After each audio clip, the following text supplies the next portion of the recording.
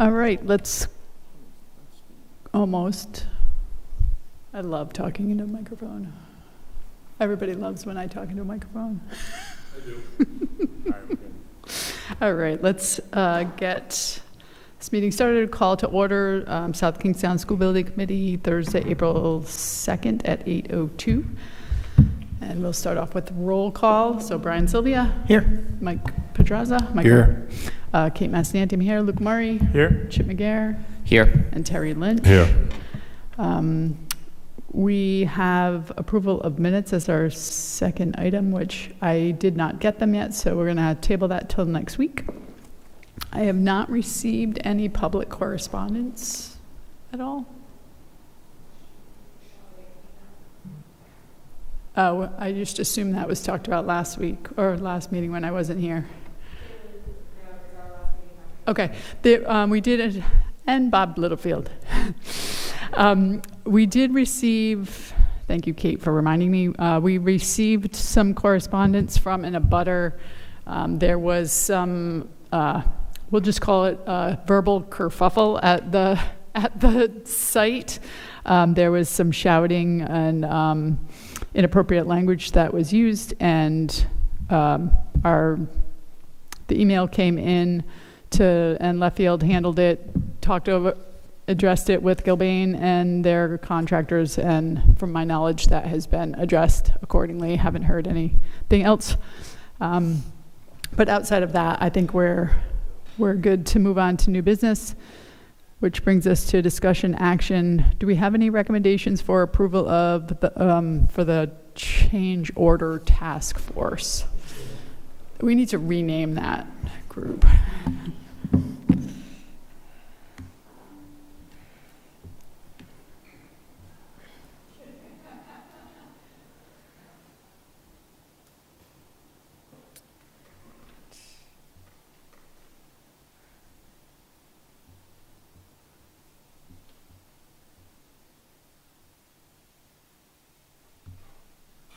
Getting there.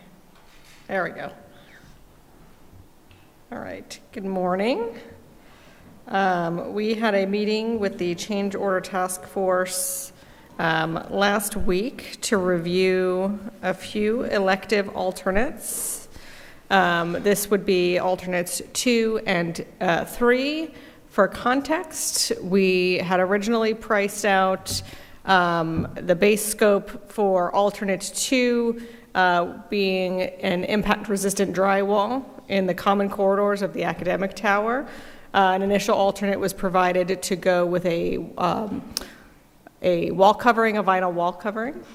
During a previous meeting, additional options were requested to look at what it would be for more of an impact-resistant wall protection, and then what it would be for a ceramic tile on the walls in the academic corridor.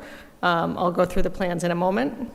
And then alternate 3 was for the base scope of work was for a vinyl wall covering on some of the higher impact areas in the main corridors. So an alternate was provided for wall protection, more of an impact resistant wall protection, and then another option to go again with a ceramic tile in that option, those high impact areas. So after meeting with the Change Order Task Force, the recommendation was made for alternate 2 to go with the ceramic tile in lieu of the impact-resistant drywall in the common corridors. That is for a total value of $189,699. That would be a draw from our owner's contingency. And alternate 3, in the classroom tower, would again, the Change Order Task Force is recommending moving forward with the ceramic tile. That would be of a cost of $168,401. Again, that would be a draw from the owner's contingency. If both are accepted, we'd have a remaining balance of $6,419,040.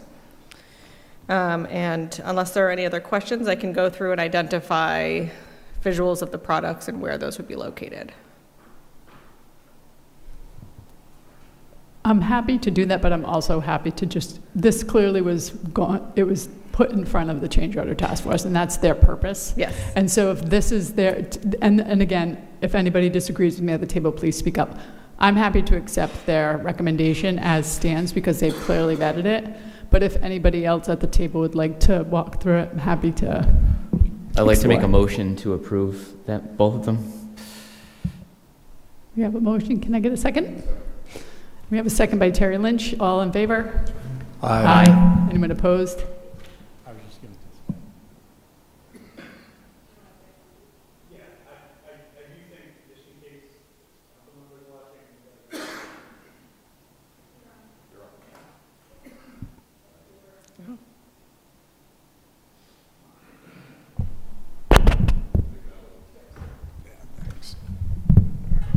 Sorry.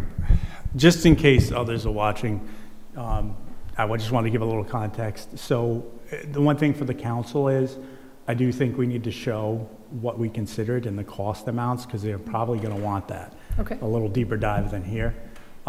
Just so everyone knows, obviously the council will have final call on this, but we did review multiple options. Obviously, the cheapest was just plain high-impact drywall, I think was the. Yes. And this is for a lot of the main corridors. We don't have lockers anymore in these hallways. So there was consideration given to that. Specifically asked the architectural team and the engineering team, what are your thoughts on this? They recommended it for both long-term maintenance and durability. So that is the premise of this whole thing. It's a functional consideration, not an aesthetic consideration. That's all I wanted to add. I appreciate you filling that in. I do think that, so from my perspective, when the change order task force vets it out and it comes to us, our recommendation is to move it for town council approval, right? And so I think the more detail can happen at the council. But I feel like for our purposes, I appreciate the insight. It's good to know. But I'm under the assumption that that's what the change order task force is vetting out. And so when we make a recommendation to town council, then we can get into more detail with town council if need be. So. And I would just add too, like moving through the hallways, like yes, no lockers. And so that's important because kids bump into things, stuff bumps into things. And in addition, we're moving from a building that can house over 1,400 kids to now one that's built for 725. It's naturally going to be a little tighter in the hallways, which is because we're right sizing the building for our student population. So I think that's important too, is like you're more likely to have somebody bump into a wall and so forth. So I think that's why I definitely agree with this recommendation. I think we want things that are higher impact resistant so we don't have to keep replacing drywall. Perfect, thank you. All right, let's move on to the overall discussion update of the South Kingstown High School project.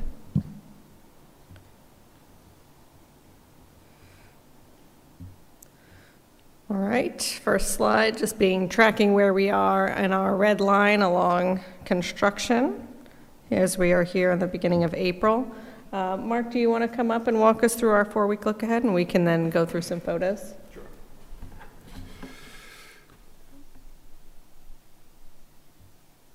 Perfect. Thank you. All right. So the first 4 line items are all regarding steel. So where we are now as far as steel goes, we are finishing the detailing work. That's the welding and the bolting and the putting on the deck of the middle section of the building, which is area B and E. We finished that, and we're moving up onto the roof section of that. We are also, and this is a little bit behind because a lot of this is already completed, but the next line item, work area D, that's the southeastern section of the building. That's the chorus and band room area. That's moving on with detail work. Steel is all up in that area. The next line item, area C, is your gymnasium. That is just completed as of yesterday. So if you're able to, you can see a visual of what the gymnasium is going to look like from a rough structural steel standpoint. So that steel is up, and we're going to be working on, again, the bolting and the welding and the decking of that area. And then our last area that we're going to be working on as far as steel construction goes is the northeast CTE area. So that's our last section to do with the crane. So we're anticipating by the end of next week, maybe sooner, That crane will be out of the interior of the building, and all structural steel will be up, and that'll just be left with welding and bolting and decking, which will go on, for 3 weeks more. Next couple of line items are our concrete pours. So as we spoke a week or two ago, we were hoping to pour this week as our first pours, Tuesday and Thursday. Unfortunately, Mother Nature didn't allow that to happen. So we've had to cancel it twice. We are currently on the schedule to pour tomorrow. So we were able to secure more than just that Tuesday, Thursday schedule that we were given by the supplier and by the subcontractor, and we're able to supplement that with Monday, Wednesdays, and Fridays as needed, because the jobs that they were doing are completed. So those have opened up for us to be able to do. So we have a much bigger window to choose from now. So we are going to start our first pour, God willing, tomorrow, which would be the second floor of the academic tower. And then Monday, we're going to move up to the third floor of the academic tower. Both areas are ready because we had planned on pouring them.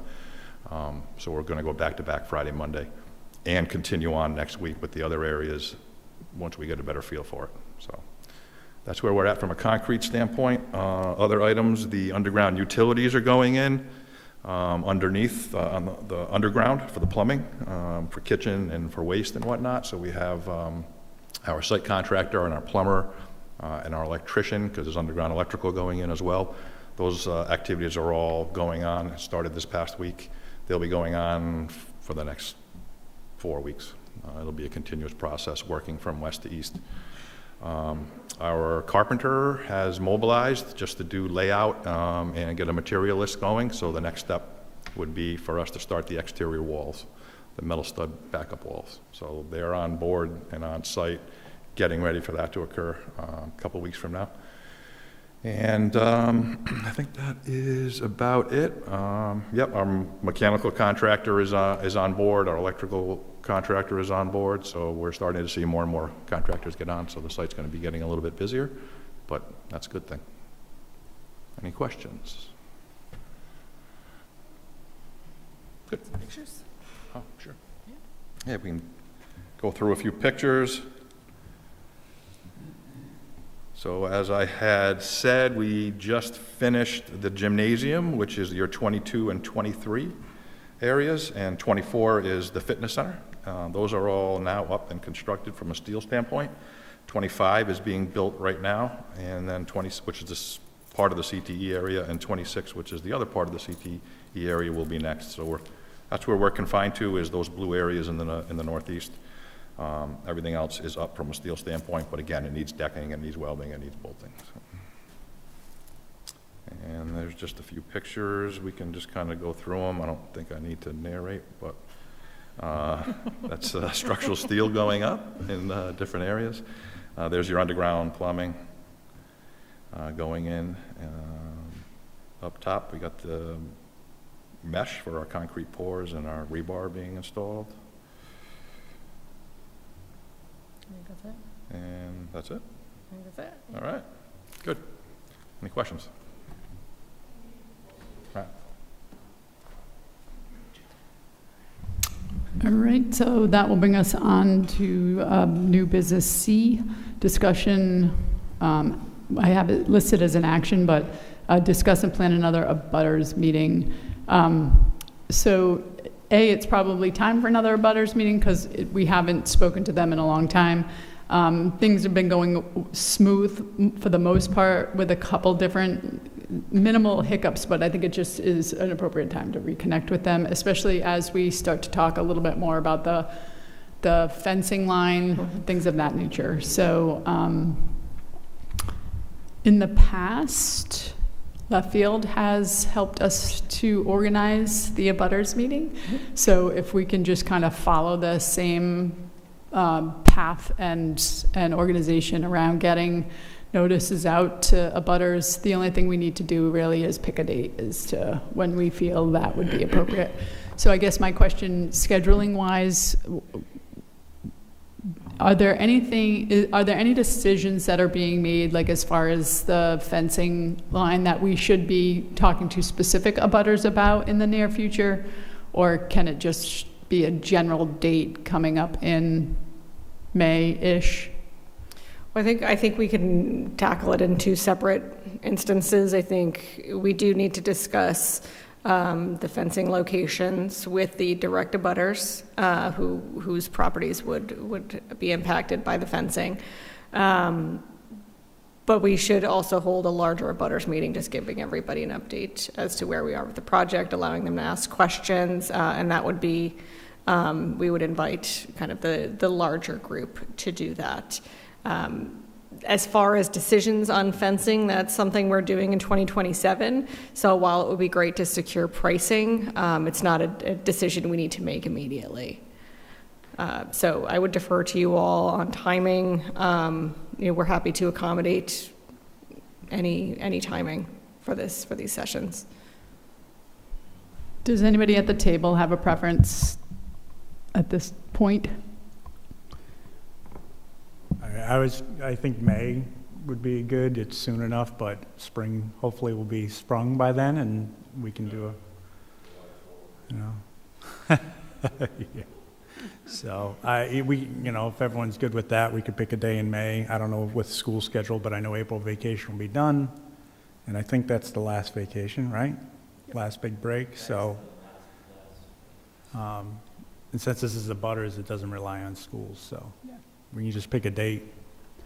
All right, so why don't we, offline, we'll float some dates in May for the general abutters, and then maybe over the summer, it might be better to tap into the individuals for the fencing, because we don't know what's going to happen with prices as things continue to be volatile over time. But if we can secure the fencing and the costs around that, maybe we'll get more specific and more granular over the summer with those specific abutters. Yeah, we have initial pricing for the solid vinyl fencing at those locations, but that pricing is set to expire if we were to wait. I think it probably already has expired. So we would just need to reprice it, and if we may go in a different direction with the material that's selected. So I think that's a fine time frame, June. The only other things to just weave in, just keep in mind, it's the fence, but we should probably review with the abutters the landscape that affects them, not necessarily solicit like what it is, just informing them, if there's any major concerns. And then third is, and I'm weaving this into this conversation, but it's we can talk offline, is the walking track, which I don't know was ever finalized in the plan. I know that would be, I think that would be a change, correct? I don't think that was in the It's an base. alternate, yeah, we alternate. requested additional pricing from Gilbane for the walking path. That's right. We have that, but that was also kind of tabled pending this larger conversation. That's also scheduled for next year, so we've got I a would little like bit to of get time. to that conversation by that point, because when we talk to the neighbors, whether there's going to be a track there or no track there, or whether we're going to move in that direction or not, the question may come up because we've shown it on a plan, so I just want to have that resolved before we get into that meeting. Would you like us to present pricing for that at the next, to schedule a change order task force meeting to Are you guys good make a with that, decision or- on that? If you feel like it's not too preemptive at this point, I know that's kind of a want, necessarily a need, but, so I don't want to jump the gun, but I don't know. I guess we have a GMP, and we're at that point, so I think, yeah, I would say yes if the committee's okay with that. I would say yes to that, especially because the neighbors might have a different perspective. If there's going to be a walking track abutting there, they might have a different thought on what fencing they want. If they know people Right. are going to be walking by consistently versus just having an open field that randomly people might be, using, but. Fair. Just to clarify, but we're not talking about putting like an actual track surface down, right? We're talking about. Yeah, so- I would be careful about just Maybe using the it's word a track. path. Yeah, that's Path. perfect. I think the path would be good. Yes, Path is more accurate. yes. Yes. This was always a thought, because it is really a park, right? And it's under the protected open space, so this is kind of the, hybrid use. It's used for the school, but it's also for the abutters as an amenity item, so.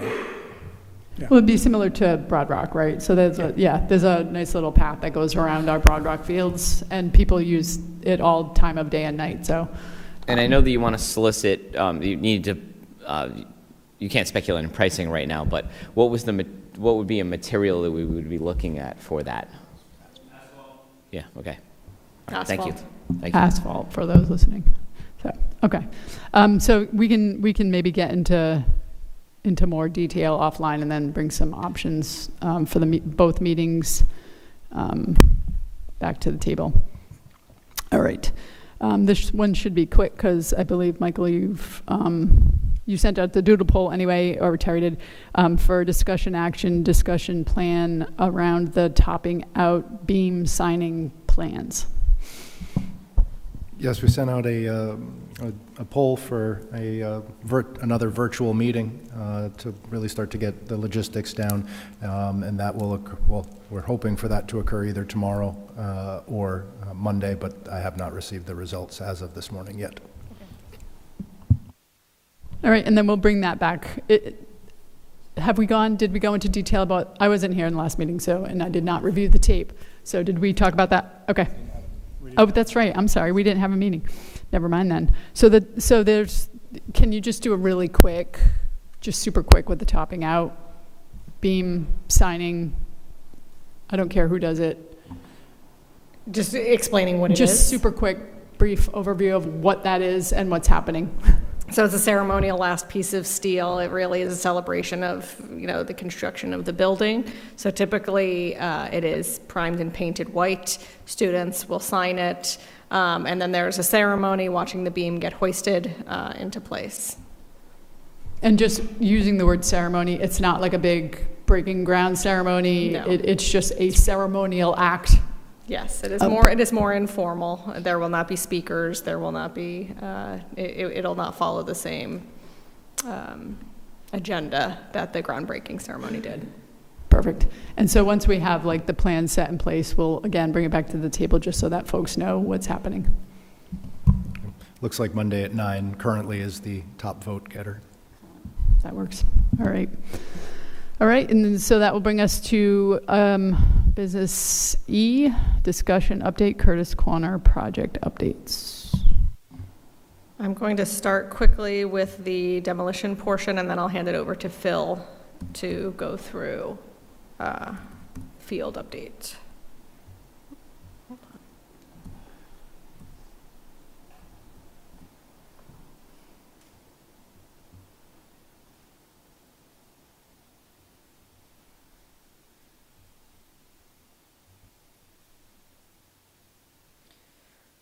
All right, so we have gone into contract with Bill Ray Construction Corporation for the demolition of the Curtis Corner Middle School.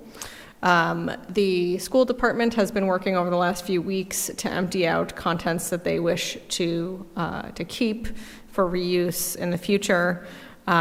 We did have a meeting with Bill Ray yesterday. They will be mobilizing on Monday to start setting up fencing and removing all of the remaining contents from the building. There will also be removing the ceilings to expose all of the utilities and any potential hazardous materials that will need to be addressed. And then they will begin the abatement process. All of the EPA and Department of Health forms have been received and approved, and they are ready to get going with abatement. And then just quickly, this is the fencing layout that was provided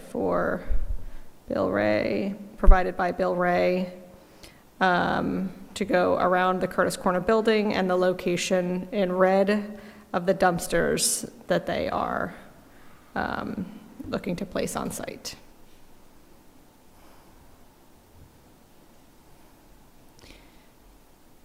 Any questions on demo? Yes. Terry, do you and Chip want to address the water, electricity? Yes, please. I'm concerned. We had, with this fencing, we still will have contests over there, right? And they're aware of that, are they? I'm sorry, they have contests? Athletic contests, I'm sorry, on the field. Yes. They're aware of this, correct? Yes. Okay. concerned as moving forward, one, with the electricity, when will the electricity be turned off? That affects my NFHS camera, which is not a huge deal, but I just need to inform people that it won't be up at a certain point. So do you know when that will be turned off? I think they have another 3 to 4 weeks Okay. before they are going to shut off utilities. And then, as we get to the next part, making sure that we do have electricity out to the press box. That'll be part of it, correct? And That's part of the bathrooms. final field design Okay. as it stands currently, so we should discuss if we need to address any temporary provisions for those facilities. So Yeah. this came to my attention last week because of the temporary water shut-off issue. Well, that was gonna be my Terry, next yeah, issue. so I have asked the design team to have a sit-down on this. I believe, was it this week or late last week? But we need to do that because we need to figure out temporary water and electric hookups, and to make sure you can stay in operation, we can stay in operation down at the playground, because that's another consideration for the Exactly. summer. Yep. So it's in process. I Okay. anticipate having that meeting soon, so we can figure that out. Okay, so that was my water question, so that was, thank you. And then the other one would be just internet access, just ensuring that we do have that when we put the new facility up. Phil's Okay. nodding his head yes, so Thank I'm you. guessing that the design team is planning for Okay. that in the final field design. Perfect. Yes. Thank you.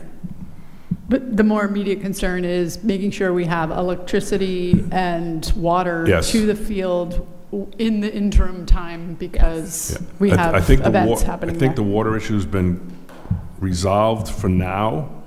It's more of the electricity. And again, if we have to, I can, yeah, we're gonna need the lights. That'll be the biggest issue, so. The field lights, I believe, are fed from a different. Different source? Source. Perfect. It's a beautiful It's the thing. concession stand Yes. that is fed from the high school. Okay. Or the middle school. So to what date do you need these lights to be operational, for example? Figure the end of May.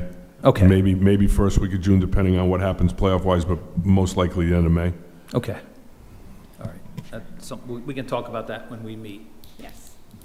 And I know we're keeping the press box and the bathrooms. That's part of the plan for the new place. But so we just wanted to make sure that all this stuff's on the radar for those being able to operate independently. And one other thing would be how is it currently heated in there, Terry? The bathroom and the press box and concession. 'Cause Well, that the will be a the- factor during a football season, right, or early lacrosse season. No. Yeah, Not for right now. For like when with the Yeah, I want to make our intention clear and to see how it aligns with what you folks are thinking. So let's say come June 15th.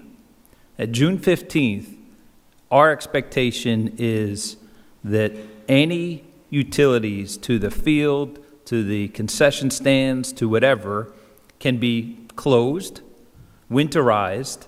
You will have everything back the summer, or when the field project is done, you will have your stuff back. yeah, that's perfect. All of our fall contests have been moved to different areas. We're playing football at Narragansett. We're going to utilize Old Mountain and Tuckertown Park for our soccer. So that stuff has already been taken care of. So we knew that going in. Okay, so we'll work on this water issue? I was gonna say, their needs may differ than the town's needs Yes. because of where that electric goes from there. So that's what we need to talk about. Okay, no problem. And I guess, just to be clear, so when the new facility is open,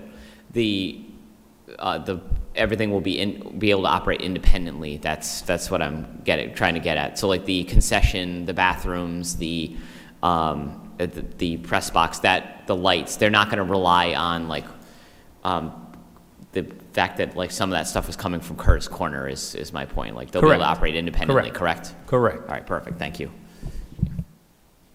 And are you expecting fencing to go up and everything shut off like at or approximately June 15th? Is that what like the facility will no longer be usable at that point?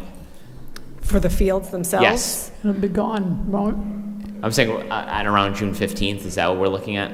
For a mobilization date for the fields? Yes. We're probably looking a little bit later than that, a little later in the summer, into July. Okay. For mobilization for the fields. Yep. The fencing around the existing middle school will be going up on Yeah, Monday. I got that part, but I'm Yes. saying in terms of the fields, like, if people are asking, like, when is the approximate time when the fields will be, so we're We'd thinking- anticipate July.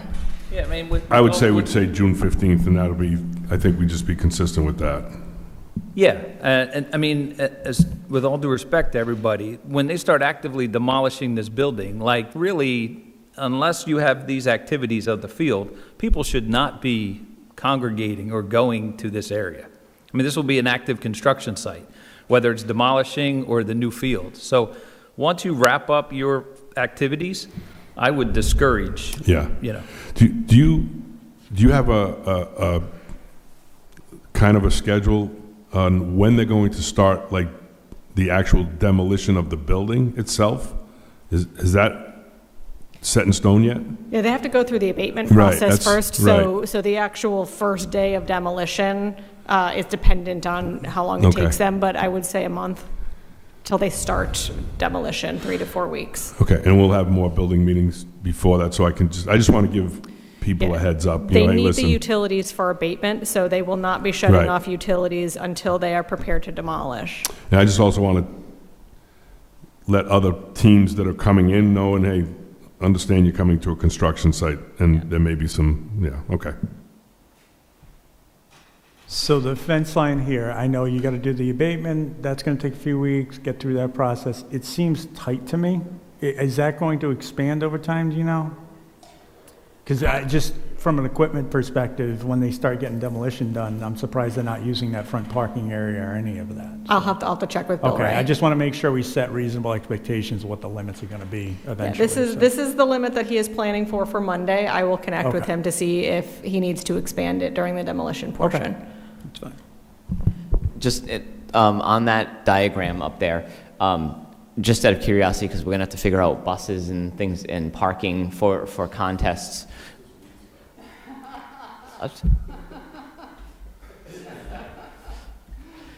I guess that means I no longer have to help Terry with anything anymore, so good luck to you, sir. Yeah. But just curiosity where the gates are on that, because that could impact, where people can park, where people can arrive, so you don't have to have the answer right now. It was just that's something that could. We don't have a game there till April 10th, so I'll get over there and I'll look at it and we'll figure that part out. The other day we had, I put a bus by the admin building. They drove up and they parked back there and we let the kids in a different gate, so we'll be okay. So, and maybe we can work with Bill Ray to have this diagram on a more comprehensive site plan that shows the parking that is staying, Yeah. so that everybody understands. And I apologize, I was probably under the impression that everything is stopped at this location and that we have complete control of it, but that's. Well, that's again, that's when we talked about this. I think we made it pretty clear that we were going to have contest, because we were told that we could have contests on the field through the end of May.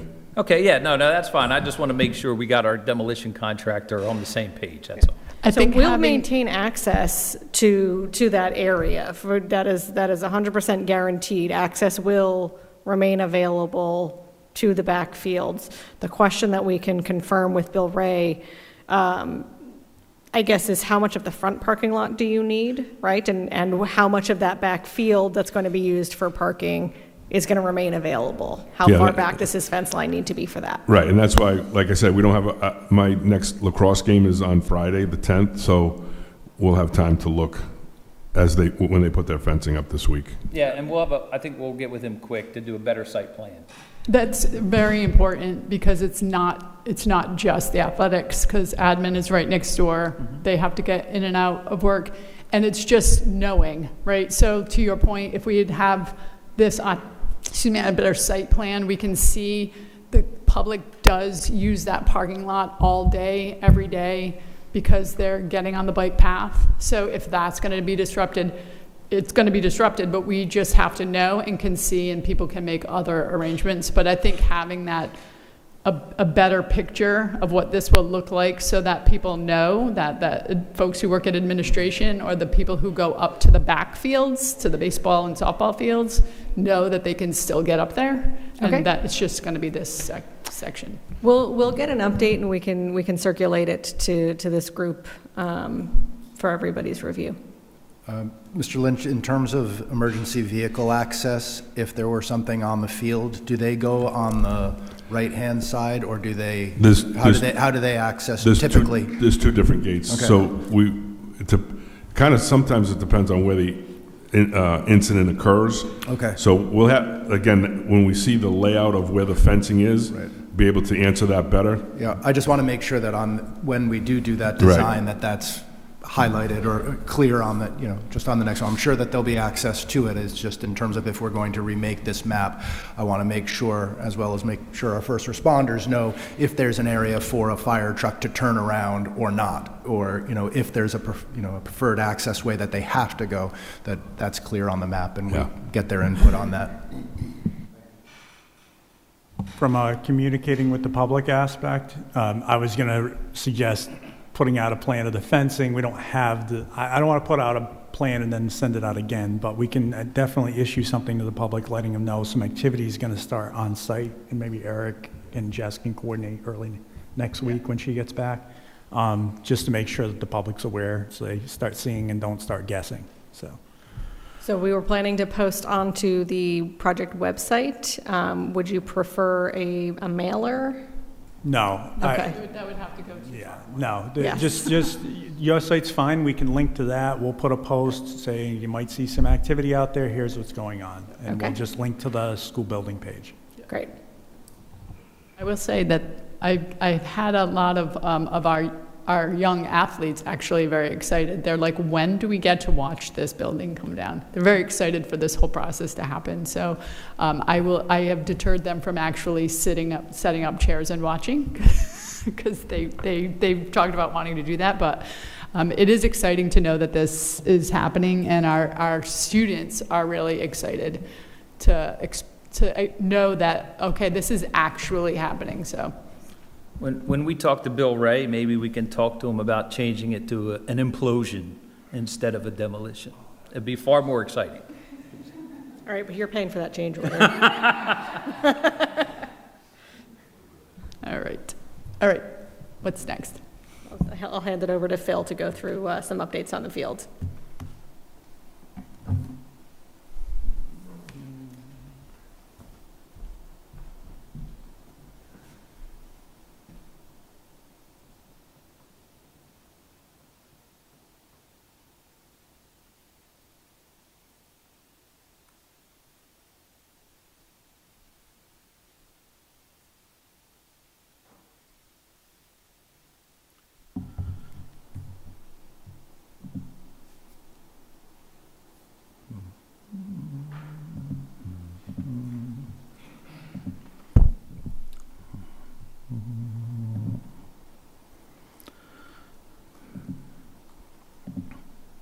Okay. Good morning, everyone. So there's a couple things I'd like to talk about today, and we only have to keep it at the discussion level. We don't have to go into any type of formal direction, because I believe there are going to be other interested parties. The first thing I'd like to talk about is the perimeter fencing, the extent and the height. Then I want to talk about markings on the track and field, update you on the schedule, and speak to what we have identified as associated future scopes of work that are not, and I'll repeat, not in contract or part of this project, but should be mindfully thought of as we go forward with other decisions. So this is just one of the renderings from the previous presentation. And in terms of the extent of fencing, we have 2 layers of fencing around the track and field. The outer perimeter is a 6-foot-high chain link fence that wraps completely around the perimeter. The second layer is a 4-foot-high fence that separates spectators from any activities on the track or the field, but does allow for complete perimeter access for said spectator and/or participant in the jumping activities. Let's open it up for any questions or comments. So I had brought this up when I reviewed the plan. I sent an email to Phil, so I'll bring it up now. I'm not opposed to it. I think for a collegiate facility who has high maintenance and high budgets, double fence makes total sense. My concern is that, given that this is not a collegiate facility, and the fact that you're doubling your fence volume and you're doubling your maintenance, is the juice worth the squeeze? And I don't do the day-to-day of the games. I'll defer to Terry on this. I just wanted to have that conversation because from a pure functional long-term aspect, I see that as a maintenance liability.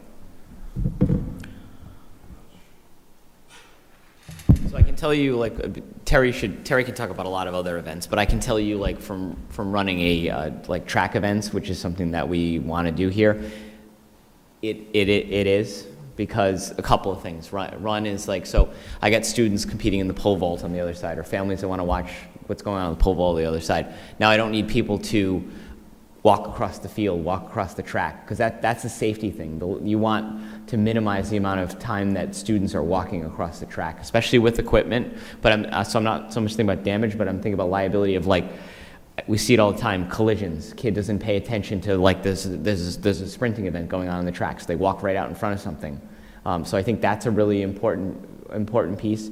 For spectators, this immediately eliminates the idea of parents wanting to go out onto the field, because now they can go over to the other side and watch their kid do the long or the triple on that side. They can go to the other side easily and watch the high jump. They can easily watch the pole vault without it becoming a liability of people trying to sneak onto the field, which is what absolutely happens at track meets.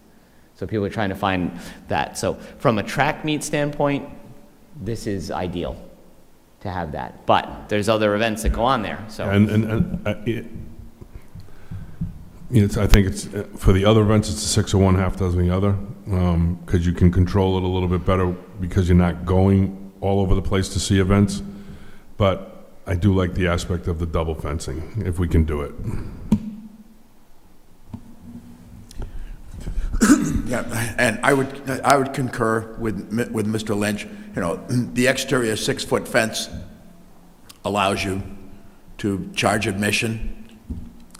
That 4-foot fence adds security for the competitors who are on the field, allows for crowd control, whether it's a football game, a soccer game, or a track meet. I would consider that double fence, Luke, essential for security and safety.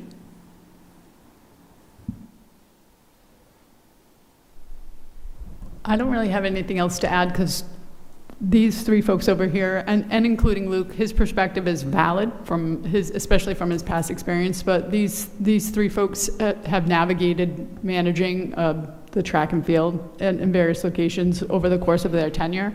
The other thing that I look at this and think, when it comes to being open to the public during the day and people walking, that outside perimeter almost looks like a walking track, right? And so if we wanted to limit the amount of folks who walk on the actual track surface, it could be encouraged to have them walk on that instead of taking baby strollers out onto the track surface. Not that it would be banned, but it just would be encouraged to use that path. And also as a parent, a legacy parent through the years, I know my dad, my brother, myself, whenever we went to our kids' sporting events, we tended to not like to sit in the stands and like to get off into the corner. And so now you can do that in a safe, controlled manner. So while I hear you, Luke, completely, I just think it adds to safety, security, and longevity to the track field surfaces over time. So I think that's fine.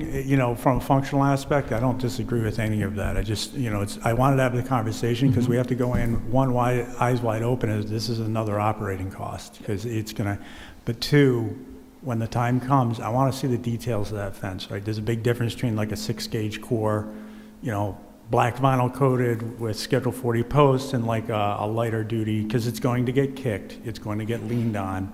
So higher end details, I think, are warranted for that. That comes with a cost, but I think long term will be better served. So I just Okay. want to make sure that's not missed. And people will lean on it, like a lot. Yep, yep. All right, thank you. May I ask, what's the anticipated surface between the two fences? Sure, that will be asphalt surface. The user experience, to Kate's point, will not be as nice as if someone is walking on the track. All right.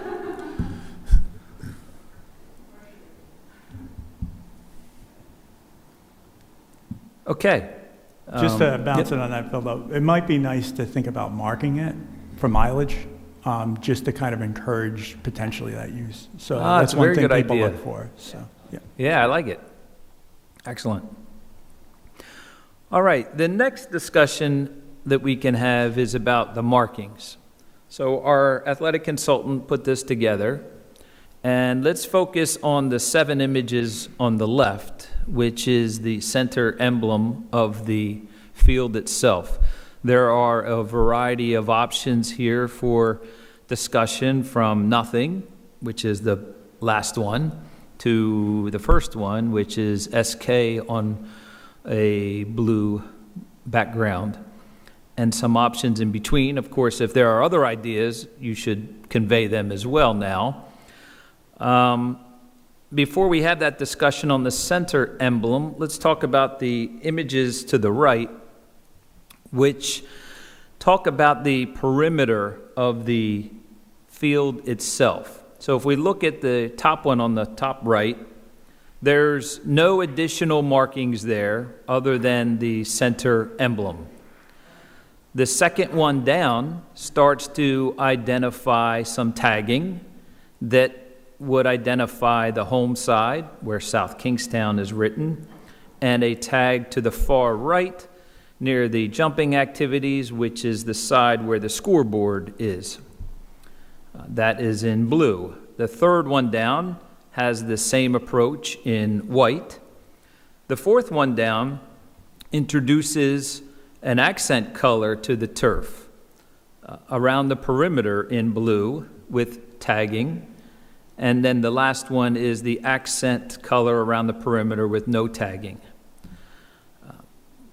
I would like to open it up for discussion, comments. Before anyone gives opinion about the aesthetics of it, I'm curious, does it cost more to have the blue? Slightly, but probably still within our good, better, best lane. I'm happy to open it up to anybody's opinions and thoughts. So I would go MF1 for the mid, and then I would go SL3. Those would be my. And I had the same concern that Kate had is, with that blue, is it going to increase our costs? I'll end my experience because I've done these. No, because once you start cutting the turf, your cost is usually in the labor, unless it's totally stitched. But it's marginal. My only thought from a pragmatic, I'm not going to get into logos because that's not my role. Just lending my experience. Simple is always better. Mm-hmm. The more cuts, the more seaming, the more you're going to have issues down the road. But that's it. And if you went with the accent color around, what does that do? Because we spent some time talking about the cooling of the field, like the heat. So you're introducing a different color. So cost aside, would that be hotter potentially? Potentially, but it's not it's not at the areas of play. Right, but if the outside of the field is hotter, like wouldn't that, in theory, like where the kids are on the sideline and so forth, it could generate more, if that's the case, could generate more heat for players when they're off the field? I would say that is minimal. Minimal. Minimal. Thank you. thinking about the perimeter as with a contrasting color, is that a different product that is stitched in, or is that, for lack of a better term, it's the same surface that they'll be laying down, it's just painted a different color? Yes. Okay. So in terms of installation, there's no additional cost that it would be if the blue came in a different shipment than the green. No. Right. Okay. Thank you. And just for clarification, Terry, you said MF1 for the center logo? Yes. Yeah. I agree, I'd stick with the SK rather than incorporating any other anchor, because there is a distinct possibility that a logo may change over time, so just having it SK is most helpful. I like having the blue accent. Kind of initially, I would say I prefer simple. I like the blue rebels, but the more you think about it as a player, having that blue kind of border helps to, they know what they're playing. Not that they wouldn't know what the playing field is, but it makes it just more distinct and keeps them in play better. But I honestly would defer to the folks who live it every day as far as what they would prefer to see there. I think MF1 looks better than MF2, and I like the SK. Again, my only question has to do with blue paint, anything with heat. And if the answer is no, then yeah, I prefer the MF1. Anybody else have any perspective on the outline of the field colors? No one seems to have a hard... I will offer the recommendation of the design team, MF1 for the center logo, and then we were split between SL3 and SL blue, simply because of the logo discussion. Should there be a logo stitched into the field, or should a logo be somewhere else that if it changes, it could easily be done? But we did like the blue accent because there was discussion about a blue track at one time, so we were able to introduce the blue in a responsible way. That's all. And it has value-added benefits in helping people understand this is where the field is, and this is where my playing surface ends. So I'm happy to continue having these discussions with other committees as necessary, and we can talk about that. Phil, just from a functional aspect, so just so I understand, the blue is field turf, or is that going to be turf. rubber? That's turf. Okay. The only reason I mention this is because often it's done in rubber, and I'm just concerned this kick out and splash out from those boxes every time somebody jumps, and it becomes an issue. So I know you have a field designer, and whatever, I just want to know that that's looked at and addressed, because not only the attachments along that entire perimeter, because you have to put a nailer board in, but there's also a lot of splash out, and that sand gets into the turf, and you're constantly trying to get it back in. So as long as there's provisions, and times have changed, so maybe there's better provisions for that. Okay. I just want to know. Sure. Well, I certainly... Well, to that issue, in those jump landing areas, do you anticipate a sand retention system around? Yeah, I believe we those talked jump about pits? that at a previous meeting. So I think what may be a good idea is parallel to this, we're about to submit our DD to RIDE, and our DD is estimating right now. Might be a good idea to bring my athletic consultant to one of our meetings in advance and let you know that he's coming, so that any specific specification-driven issues like this, because we talked about making sure we had covers and that we had sand retention, et cetera.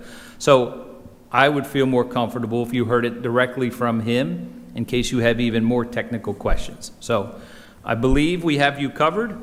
We'll come back with our expert to make sure. And I would add that I agree with Terry, I like the SL3 as well. And yeah.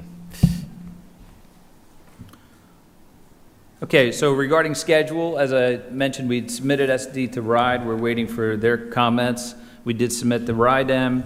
We are about to submit our DD.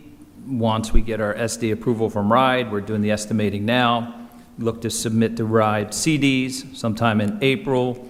That may drift into May, still targeting this bidding award through May, June, with the construction not until July, which may slip a little bit into later this summer as it aligns better with, we'll have a better handle on too how demolition is proceeding, et cetera. But still looking to wrap up everything, including the phase 3 for our summer 2027. I want to just take a moment while I have everybody's attention to talk about this future scope of work, potentially, as it relates to student services and shelters, et cetera. So this plan, you see the existing bathroom, the existing concessions building right in the center, flanked by the new bleachers and everything else that we've been talking about. That orange line indicates the extent of what our current project is. This is where the fence will be. This is where this entrance will be, right? That orange line is, for all intent and purpose, this black fence line that you see, all right? So how could we think about future expansion as necessary? So recognizing that that orange line was where we talked about what could we do, and I have enlarged areas of this that we'll talk about, that could serve as student support spaces, shelters, locker room, maybe something else as we go forward. So I believe a prudent approach, and I'll highlight what's written in the corner here, by the way, that this is for future reference only. This is not even part of the project or contract. Perhaps a bar building that parallels the plaza, what we're doing. At a very rough 3D view, you see the concession stand and the bathroom building. You see our bleachers on either side. What if we extended a bar building parallel to that, and that became the entrance with the secure gates, etc., maybe offer some room to the right for some future expansion? So we could have 2 locker rooms flanking the entrance. That blue arrow represents the new secure entrance. Locker room to the left and to the right, and maybe some future expansion to the right. Let's look at what one of these locker rooms could look like. You know, this is something that no one has seen yet, so I want to leave some materials for you all to think about. Keeping a modest start to this, does a locker room that has 38 large, wide lockers around the perimeter, with area in the middle for the team to gather, maybe as the coach is speaking to the right with something that's maybe on the wall, having bathrooms, drinking fountain. This particular block could have the officials and an access to a toilet, and then the other side could have the ticket booth and some storage, making these mirrors, so one could be visitors, one could be home, etc. This bar, the collection of these 2 buildings, could be one phase. Let's go ahead and build these 2 pieces, for example. Because keeping in mind, that orange line is already part of the project. So we would basically be moving that farther south.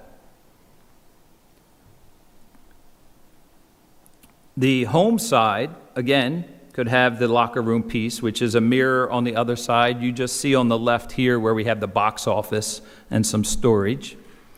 Same size locker rooms, but there could be a future phase that has a weight area or a fitness area, and then a room that could be a team room or a conference room, something like that. That all could be a future phase. The initial phase, let me go back. In this blue box, that's about 3,000 square feet. If you wanted to be ultra conservative and think of a project cost of $1,000 a square foot, that's $3 million. could be less. But I wanted to give you an order of magnitude of what I think Phase 1 could be. I want to leave Terry and Chip some of these floor plans and see how they could be improved upon in a first phase. Terry, I see we don't have any training rooms, for example. Maybe there needs to be a room for taping of athletes, et cetera, beforehand, minor spaces like that. But I just wanted to present to you something that shows what and where it may be prudent to put in a student support building and how it could be incorporated into the main entrance and connected to the existing building in some kind of logical fashion. We should have some discussion about this at a high level, only because it will influence our third phase, which is the parking lot and the roadway. And we want to be mindful that if we do think we're going to have some built structures in the future in this zone, that it's accounted for. So I'll open it up to you all. So Phil, just to clarify, you're gonna move that entranceway back, and that the gray area, that would be just blank right now. That's what you're saying would be where these buildings would go. Is that correct? Yeah. So let me. So this is what we contractually Right. will be owning. All right. If something changes before this is constructed, or if we're planning for it, the main entrance really would be moved and part of this bar building.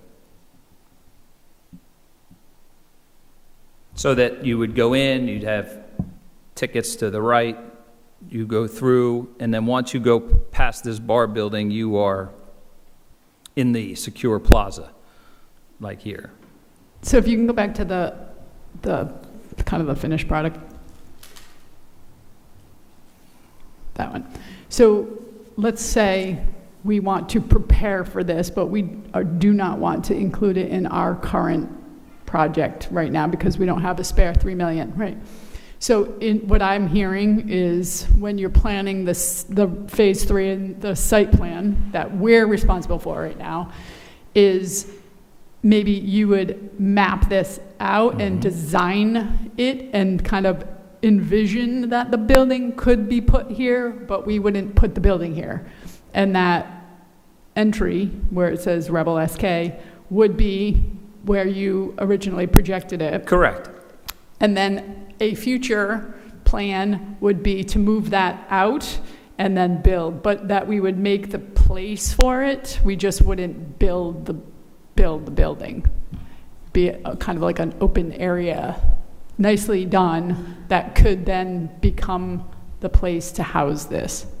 That would be our intent, is to Yeah. just make sure that the depth is there. For example, if we're introducing fire lanes and stuff like that, I wouldn't run our fire lane through this bar building future space. Yep. I would offset it. You'd Someone may basically say, geez, that seems very wide Right. there. You're just Well, that's- designing it in for the future, something could be put there. Yeah. I think that would be smart, but then then it's up to, we gotta raise some money. Well, Anybody want to donate a cool $3 million? We can include it now. just to be smart on this, though, and I think I know the answer, but I'm just going to push you to give it. Could we prepare the contract in such a way that we'd lateral a portion of that plaza?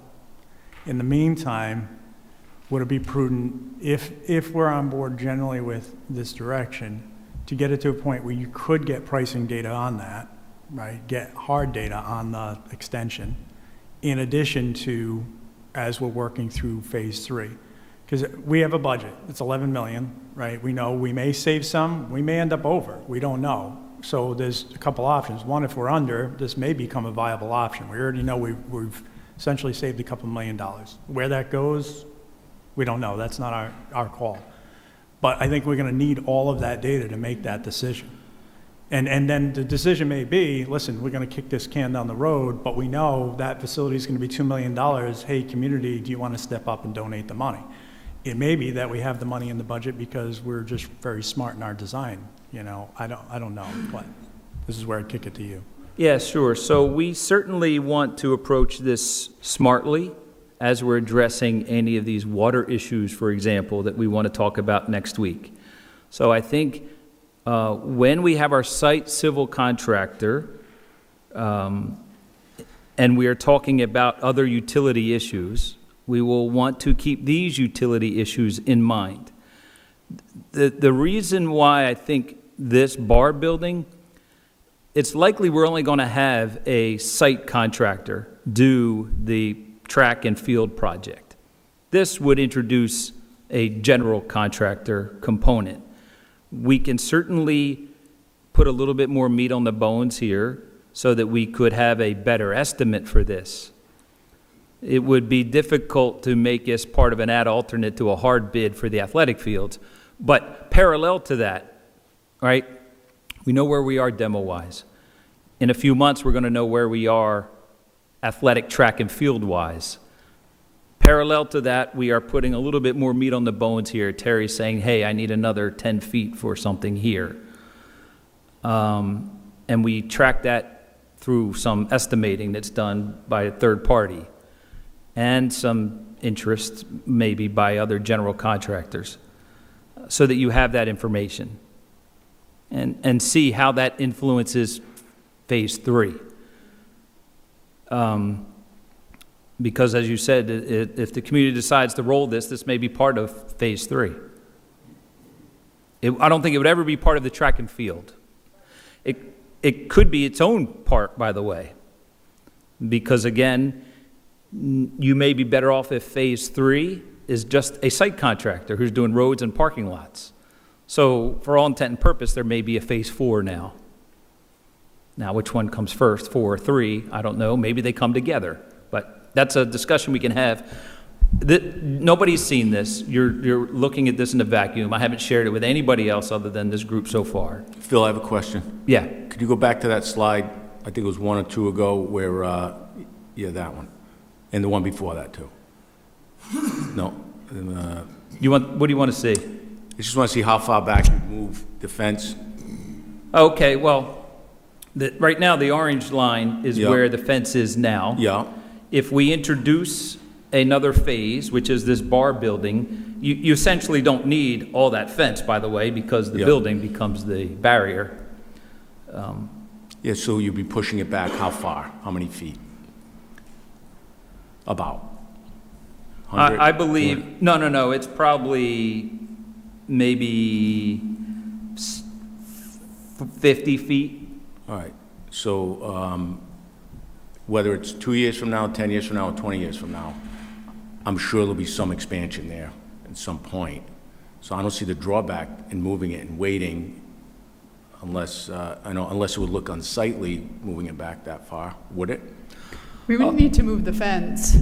We would not move the fence? If you don't do the bar building, you don't necessarily need to move the fence, right? You just need to move the design. Oh, No, I maybe think I know what I think what the town manager is saying is that perhaps in our athletic field Yeah. design bid, where I have the fence and those turnstiles, all that secure stuff, Move it out. locate it where it would be here. The blue arrow. So what does that mean at the end? If 2 years from now, the only thing you're removing is a section of fence to put the building on and there. Yeah. So what are you paying for now as a premium? Some more concrete. But even then I could be smart and not put concrete where we think the building's going to be. It doesn't have to be concrete. It could be grass Yeah. pockets in the beginning that are landscaped as you come in. Yeah. So it's a good point. That's a great idea. So if you just move the fence, and then we'll figure it out from there, you can almost guarantee at some point in the future, there's going to be an expansion there. And we'd be foolish not to leave an area of expansion, especially if you have a fence. Yeah. Put it there. I think that's so, great. I will come back with that. And as so well. if you can, what I think would be, I think to follow up on Luke's initial point is, this isn't a decision that the school building committee is going to make. It's a decision, quite frankly, the town council is going to make, because it comes down to how we're paying for it. And so we have phase 1, we have phase 2, we have phase 3, which is the site work, but then having a phase 4. And so within our site work, we make plans for future expansion, and then phase 4 would be a plan with a cost, and what does that look like, so that the town council has all the information in front of them to make a decision like, okay, we're good ending at phase 3 for now, and phase 4 is coming, maybe. Or it may be, okay, we have an ability to make phase 4 happen, but if we have it all mapped out, then it would just, all the information that they can have to make an educated, I don't want to say decision, but determination on plans, so. Yeah, and I would see that being a more prudent discussion a few months from now. So really, we could just take this time to just think more smartly about how big of an area you would want in the future, make sure utilities are coordinated, which is what's happening now anyway, and I would probably really think moving forward to adjust that fence line now. Just one last piece of this, which I think is important, is finances. I'm assuming you haven't floated anything to ride yet. No, and Okay. no. So I'm just wondering, since we're not calling it a field house, if there's a case to be made to tie it to academic programming. I'm hesitant to get into a whole weightlifting facility and whatnot, but is that part of the discussion? Is there a bend on their part as far as reimbursement to be able to take this if it's pitched on the fact that it supports academic programming, and because we have to bus over there, it's a remote location, we need congregation areas, we need restrooms, we need other. So I don't know if they'll bend on that, but I think it's worth seeing if we could make that case. I certainly would want to have that discussion before we go to town council. So if town council asks, we can say, yes, we spoke to RIDE and this is their current position. But no, I have not spoken to them either. And if you need Terry or me or both of us to go to any of these RIDE meetings, as we did with the building, to talk about those types of things, then more than happy to do that. All right. And that concludes the presentation. Perfect. Does anybody have any other, Terry, you're in it for the long haul, man. I'll be here. I will. I guarantee you. Does anybody else have any input before we move on? Awesome. Thank you, Phil. Luke, I just put Hazard Field land swap status on the agenda as a placeholder. Do we have anything about it? Unfortunately, no, but I'll check in with the, I'm assuming it's still in the National Park Service process, so I'll get an update. All right, and so then that brings us to public comment. Anybody have anything from the public? All right, and so brings us to our next meeting. So our next meeting would be the 16th. Happy day after tax day. 8 o'clock.